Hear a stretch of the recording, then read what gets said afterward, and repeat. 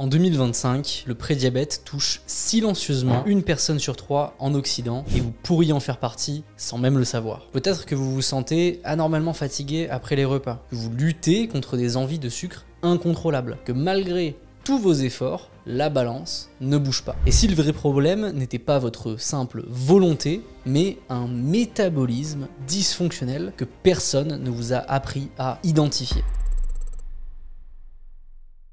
Depuis 6 ans, j'accompagne des sportifs et des entrepreneurs ambitieux qui veulent optimiser leur performance, leur énergie, leur mental. Ce sont souvent des gens ultra disciplinés. Ils mangent correctement, ils s'entraînent parfois pour les entrepreneurs et ils ne dorment pas trop mal. Et pourtant, 100% de ceux que j'ai suivis en coaching avaient ce qu'on appelle un métabolisme dysfonctionnel. Des fatigues constantes, de l'irritabilité, des sautes d'humeur, une difficulté à récupérer de journée en journée et surtout un poids du corps qui ne bouge pas, une graisse tenace autour du ventre. Le plus paradoxal de mon expérience, c'est que ces symptômes sont encore plus fréquents que chez les athlètes de haut niveau que je suivais. La question c'est pourquoi ? Eh bien parce que leur environnement les pousse constamment en dehors de leur zone d'équilibre métabolique. Ce que j'ai découvert chez les athlètes et chez les entrepreneurs, c'est que la majorité d'entre eux sont dans des états de prédiabète, parfois depuis des années sans jamais le savoir. Et la toute première étape pour le déceler, c'est toujours la même, passer un test, passer des tests, et c'est ce que je vous propose aujourd'hui à travers le test gratuit que je réservais jusqu'ici à mes clients en entrée de coaching. Eh bien, je vous l'offre gratuitement, vous pouvez le retrouver dans la description. Il est simple, il est rapide, il va vous donner vos niveaux métaboliques et plus précisément vos niveaux en biohacking, l'entre-deux entre la longévité et la performance. Ce genre de test-là, c'est souvent le déclic qui change tout, et pour que le déclic se fasse, à la fin de ce test, vous aurez l'opportunité de vous entretenir dans une consultation gratuite avec nos équipes. Donc n'hésitez pas, passez le test. Maintenant, revenons au sujet, cette condition silencieuse, cette dysfonction métabolique, cet état de prédiabète, c'est souvent le point de départ d'un effondrement progressif des performances et à terme de la longévité. Revenons maintenant sur la maladie métabolique numéro 1. Alors on parle beaucoup de diabète, mais à l'heure actuelle, le vrai fléau, c'est ce qui précède. Le prédiabète, c'est ce qui précède l'arrivée au diabète. Ce qu'on appelle le prédiabète ou plus souvent le syndrome de résistance à l'insuline. À l'heure actuelle,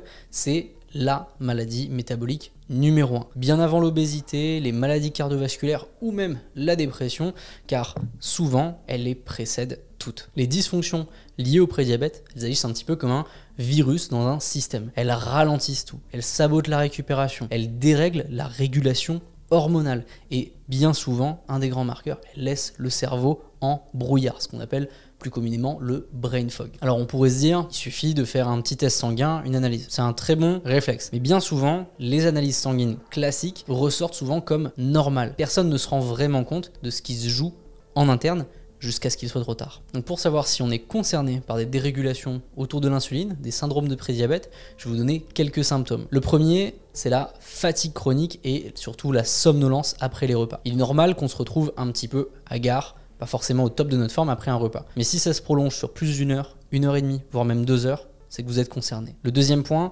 c'est les fringales, les envies de sucre et les compulsions alimentaires, quand votre frigo dicte vos envies. Le troisième point, c'est une graisse abdominale persistante. Pour ça, c'est un des points de dérégulation métabolique fort. Le quatrième point, c'est surtout la difficulté à se concentrer. On l'a mentionné, le brouillard mental. De ce brouillard mental, on retrouve souvent une énergie qui est non dépensée, ce qui amène souvent à un sommeil perturbé. Autre facteur du prédiabète. Ce sommeil perturbé entraîne souvent une humeur instable, un stress beaucoup plus accru, un manque de récupération qui est aussi un marqueur du prédiabète. Et le dernier point, c'est la difficulté à récupérer même des efforts les plus légers, les plus modérés, que ce soit à l'entraînement ou que ce soit au travail. Tous ces symptômes, il faut les traiter comme des signaux d'alerte au niveau métabolique. Plus on les ignore, plus le dérèglement peut s'aggraver. Alors la question qu'il faut se poser, puisque ça concerne une personne sur 3 en Occident, c'est pourquoi est-ce arrivé ?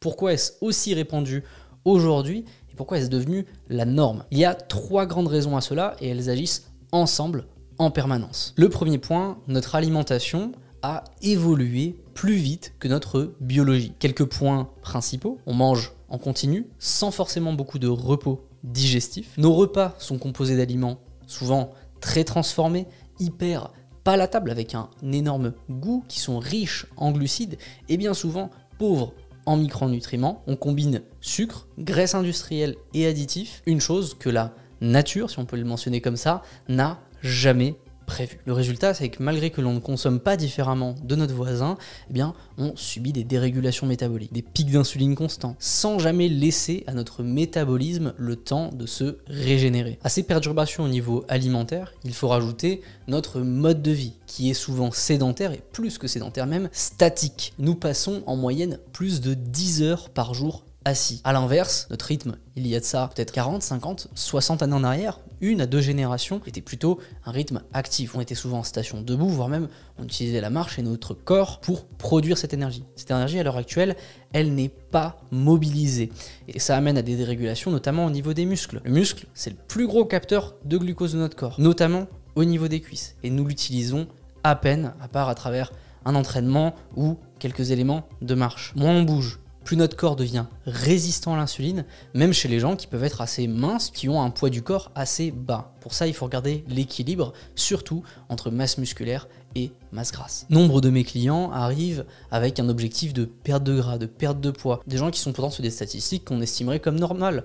1m80 pour 72, 73 kg, mais toujours avec une graisse qui est persistante. La raison, c'est un manque d'équilibre entre masse musculaire, masse grasse et potentiellement une dérégulation au niveau métabolique. Le troisième point, il est environnemental. Nous vivons à une période de stress chronique qui élève constamment notre cortisol et qui élève par défaut la glycémie. Rajoutons à ça un manque de sommeil qui peut réduire jusqu'à 25% la sensibilité à l'insuline en une seule nuit, ainsi que ce qu'on appellerait les perturbateurs endocriniens les plus invisibles, les plastiques, les pesticides, les produits cosmétiques qui dérèglent nos hormones et notre métabolisme sans s'en rendre compte. Avec tout ça, on peut dire qu'on vit dans un monde qui est parfaitement conçu, qui est fait pour dérégler notre biologie. Et dans tout ça, ce n'est pas forcément la discipline qui manque, c'est la conscience d'avoir les bons outils et les bonnes stratégies qui soient adaptées à contrer les mauvaises habitudes du système dans lequel on vit. Alors maintenant, que fait-on? Je pourrais vous parler de axes, de stratégies de nutrition, de supplémentation, de séquençage des repas, de rééquilibrage métabolique, mais ce n'est pas le but de cette vidéo. Ce sont des outils puissants que je réserve à ceux qui veulent aller plus loin, notamment dans notre formation Superhumain, où l'on décrit non seulement la biologie, les tests et les voies de résolution du métabolisme, mais aussi de tous les systèmes qui font notre longévité et notre performance. Pour ça, le lien est dans la description. On a à l'heure actuelle une offre qui combine formation et coaching pour non seulement apprendre, mais appliquer directement. Ce que je veux que vous compreniez aujourd'hui, ce sont les points suivants. Le prédiabète, il est hautement épigénétique, ce qui veut dire qu'il est réversible. Notre environnement et les actions qu'on va mener vont largement améliorer la situation. Si ces événements ont pu nous amener à des dérégulations, on peut largement les contrer. Et votre métabolisme, bien qu'il soit potentiellement dans des mauvaises dispositions, il peut redevenir à tout moment votre allié. Mais pour ça, il faut savoir d'abord où est-ce que vous en êtes, et c'est là que commencera votre transformation. Si vous voulez savoir où vous en êtes concrètement, métaboliquement, je vous invite à compléter le test gratuit que je vous ai préparé. C'est un test de biohacking simple, rapide, mais très révélateur. Il vous aidera à connaître votre niveau d'énergie, votre métabolisme, potentiellement votre sensibilité à l'insuline, selon vos habitudes de vie. À l'issue de ce test, vous recevrez une consultation personnalisée offerte avec un membre de notre équipe. Merci d'avoir regardé, merci d'avoir pris conscience de cet élément qui nous concerne tous. Si vous connaissez quelqu'un qui est en galère avec son énergie, son poids, sa concentration, n'hésitez pas à lui partager cette vidéo, vous pourriez lui rendre un service inestimable. En attendant, je vous laisse dans la section commentaires donner votre avis et potentiellement vos solutions, vos astuces si vous avez déjà combattu cette maladie. Et moi, je vous retrouve dans 2 semaines pour la prochaine vidéo sur No Wasted Energy.